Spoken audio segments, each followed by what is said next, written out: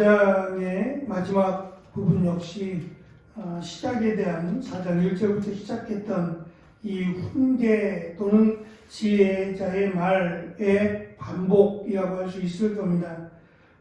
특별히 어제 말씀드린 것처럼 인생을 길로 표현하며 특별히 마음을 지킬 것을 지금 아버지로서 아들에게 권면하고 있습니다.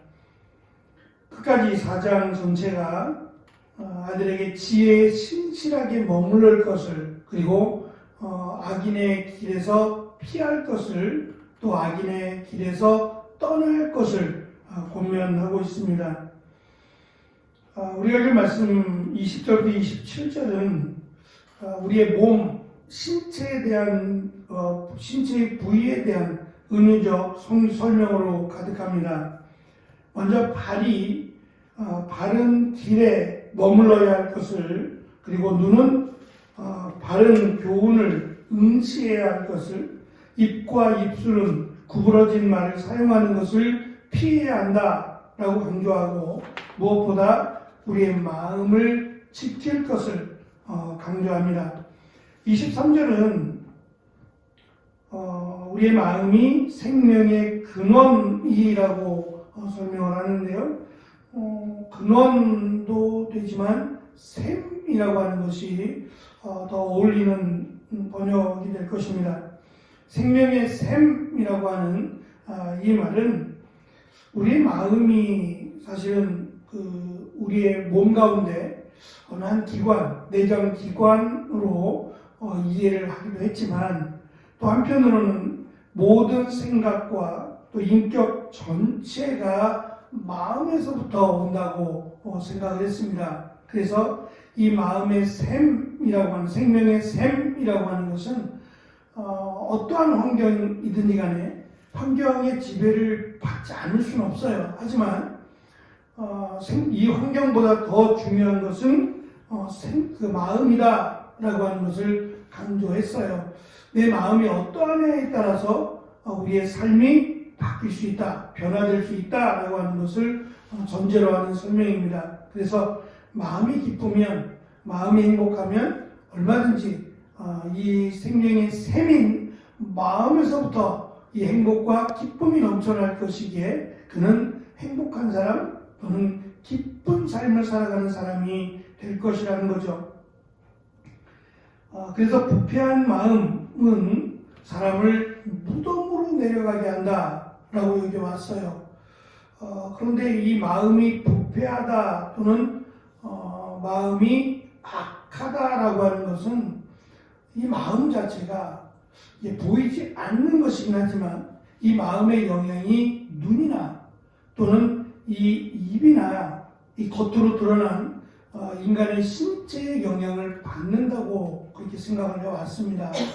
그래서 이 눈이 마음의 창이라고 시편에서 강조를 하고 있는 것처럼 내가 무엇을 보느냐가 이 마음을 어떻게 만드느냐로 연결시킨다라고 여겨왔고, 내가 어떠한 말을 하느냐, 어떠한 행동을 하느냐가 마음에 또 영향을 준다라고 생각을 했습니다. 우리의 눈으로 보여지는 것들을 내가 마음대로 조절할 수는 없어요. 보기 싫은 것들을 안 보게 되고 보고 싶은 것만을 보게 되면 마음에 선한 영향이 있겠지만, 세상이 그렇지 않기 때문에 내가 보기 싫은 것도 보아야 될 때가 있고 듣기 싫은 것도 듣게 될 때가 있다는 말입니다. 이제 그럴 때 마치 필터처럼 이것이 옳고 이것이 그르다라고 하는 것을 걸러줄 수 있는 것이 지금 지혜라고 하는 것으로 설명을 합니다.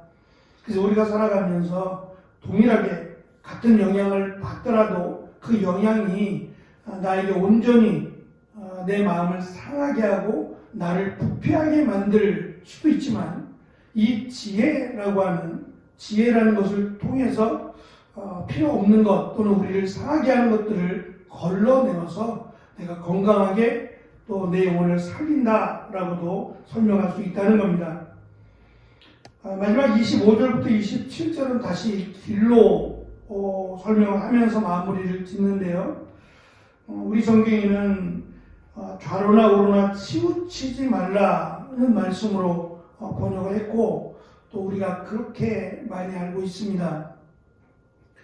왼쪽으로나 오른쪽으로 치우치지 말라는 얘기는 일단 길 자체가 넓지 않아요. 지금처럼 차들이 다니는 길이 아니라 사람이 반드시 지나갈 만한 그런 길들이 많았어요. 그리고 그 길 밑으로 마치 이 낭떠러지는 아니지만 굴러 떨어질 수 있는 이런 길들도 적지 않았습니다.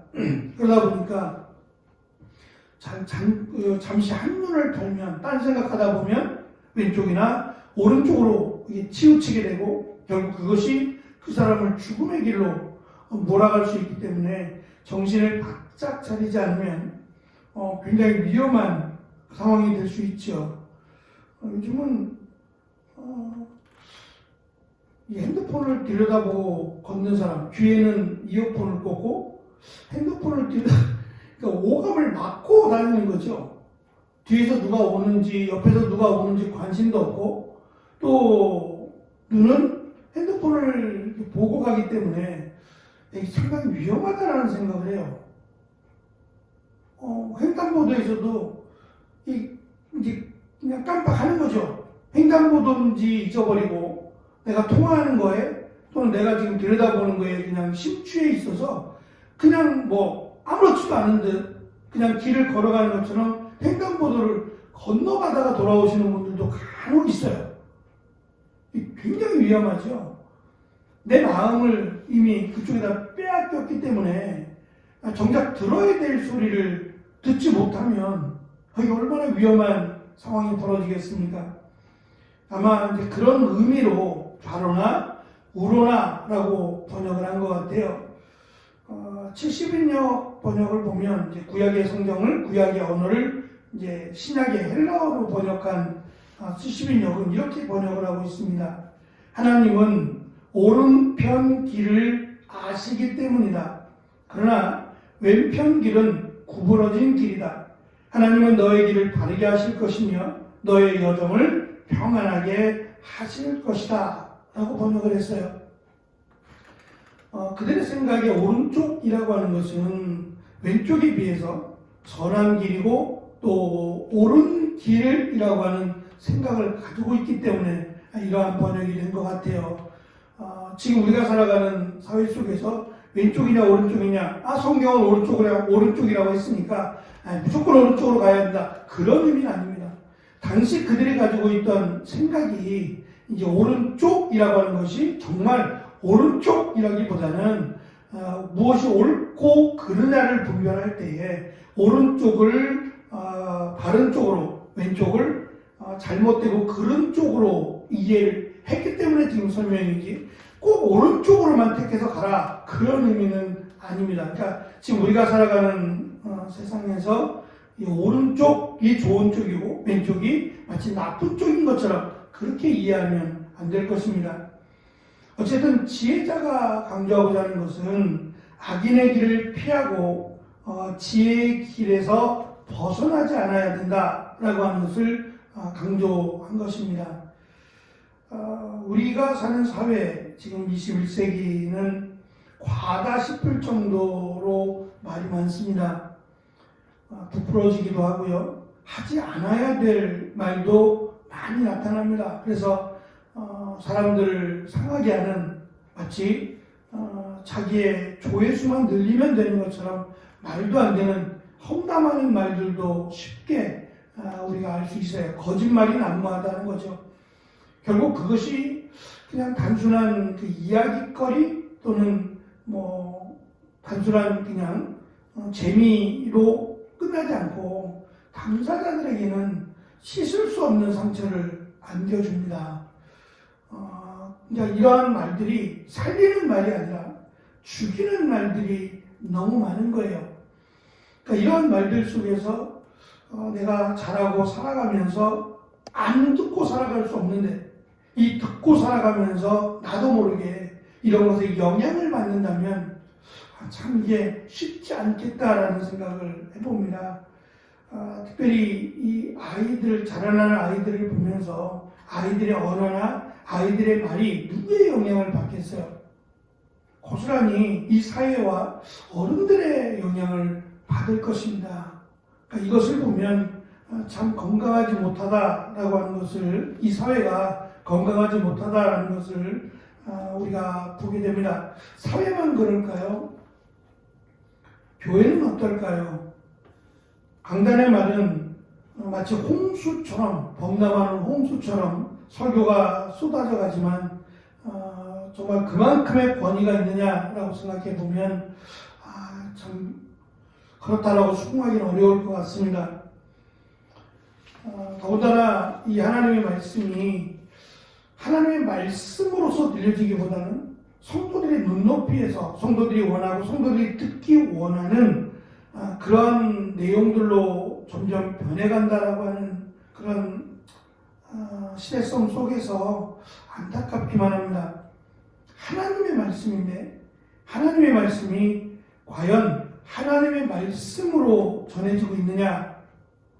그 하나님의 말씀이 때로는 우리에게 찔림이 되고 또 우리를 책망하는, 또 우리를 권면하는 말씀도 적지 않은데, 그런 말씀은 듣기 싫고 축복하는 말씀, 또 하나님이 우리를 마치 복비려 주시는 그런 내용으로 채워진다고 하면 건강하지 못한 전 강단이라고 생각합니다.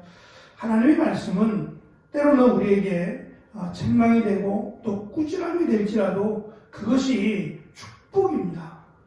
지혜자를 통해서 가르쳐 준 것도 그겁니다. 비록 이 말씀이 우리에게는 듣기 싫은 마치 그런 내용이 될지라도 이것이 쓴 것은 약이 되기 때문입니다.